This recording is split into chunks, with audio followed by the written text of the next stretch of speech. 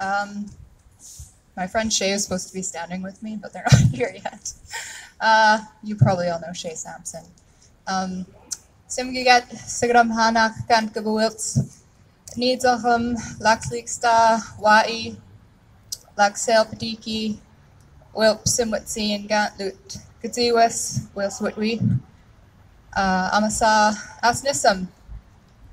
My name's Gina, and my mom is a white settler, and my dad is Giksan from the Giksan Nation, adopted out during the 60s scoop into a white home. And just thinking about, my own resistance is just knowing that I'm Giksan. I'm not supposed to know I'm Giksan. I'm not supposed to be a Giksan person. I'm supposed to be assimilated. And I just want to honor that little piece of resistance right now, and I do that with the youth I work with, and I'm just calling in that energy. I also want to acknowledge the territory that we're on, the unceded territory, the Songhees and Esquimalt people, and honor the spirit of this land that holds us. The ancestors of this land that holds us and that knows us, that protects us. So honored to be held in this place. And I just want to say that we are on land right now. Indigenous land isn't something that's out there that we go to. We are here. This place has been transformed by colonial violence, but this is Indigenous land. This is a place where our ancestors live and continue to live and see us and know us. Yeah. And I think that with that, I'm a yapper, so I gotta look at my script. Thinking about that concept of land and how so much of indigeneity, and when I say indigeneity, I'm not just talking about native people here, I'm talking about people who are indigenous all over the world.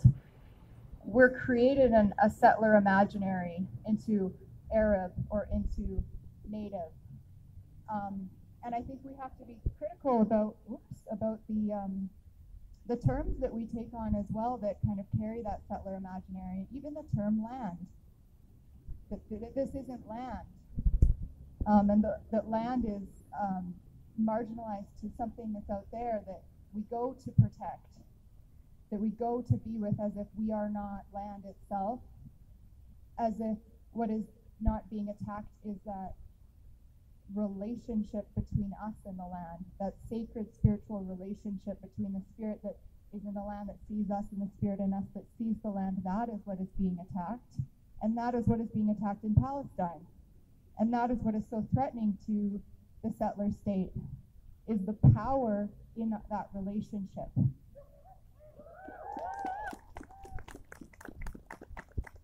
And I do want to just note, in terms of language and concepts, we have to be critical about the connotations that are often assumed as neutral, even in the term decolonization.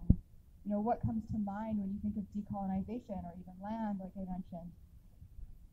They're terms that we should look at the root of, where they're created from, and not to erase the women and the queer folks and the trans folks who have often led these movements of decolonization. But the way that these terms can take on often masculinist, heteronormative, patriarchal concepts that are deemed as neutral. And I think that we need to be aware of how that shows up in our movements. And I want people to observe in our movements here how you see that showing up. The assumed neutrality of decolonization and masculine leadership. So in that, and in the settler imaginary of what it is to be native, there is this assumption of heteronormativity, of patriarchy, as if the center of our movement isn't the violence against our women, And how can that be pushed to the margins when that is the center of our destruction and it's the center of our resistance? MMIW is not on the margins, it's at the center. And so what is often at the center is not that in our decolonization movements. And that's why I'm so honored to be here and for this event today, hearing all the speakers before talk about how our women are the center, both in the violence we experience and in our resistance and in our creation of the future. So I just want to bring our attention to, the violence of extractivism on our lands. Here in Canada, we know it so well. We know the ways that Canada destroys our land and rips us off our land in militarized raids. Canada is also the owner of 75% of all mining around the world, mostly in the global south. And extractivism, to have extractivism that builds Canada, violence necessitates that. Violence necessitates extractivism here and around the world. And that violence relies on the dehumanization of us, of the other.